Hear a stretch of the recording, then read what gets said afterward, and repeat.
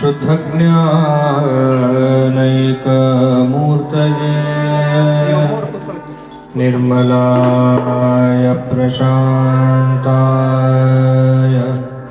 दक्षिणामूर्तये नमः। गुरुब्रह्मा गुरुर्विष्णुः गुरुर्देवो महेश्वरः गुरुसाक्षात् परब्रह्मा तस्मै श्री गुरवे नमः।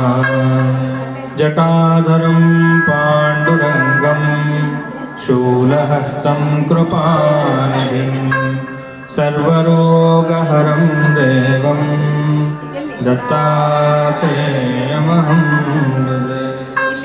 काषाय वस्त्रं करदण्डधारिणं कमण्डलुं पद्मकरेण शङ्खं चक्रं गदाभूषितभूषणाढ्यं श्रीपादराजं शरणं प्रपद्ये। श्रीपादराजं शरणं प्रपद्ये। श्रीपादराजं शरणं प्रपद्ये। चिदम्बर नमस्तेस्तु चिन्तितार्थप्रदाय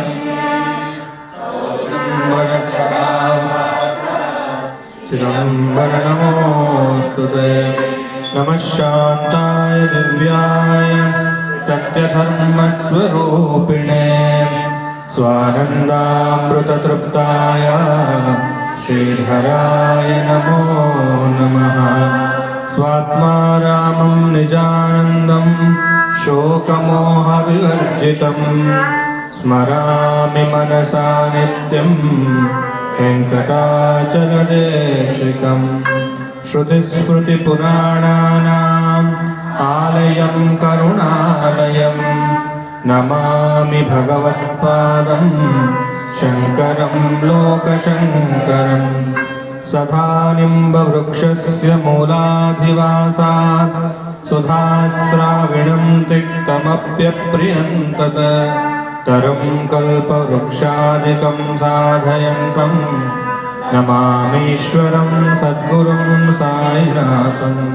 पूज्याय राघवेन्द्राय सत्यधर्मरताय च भजतां कल्पवृक्षाय नमतां कामधेनवे।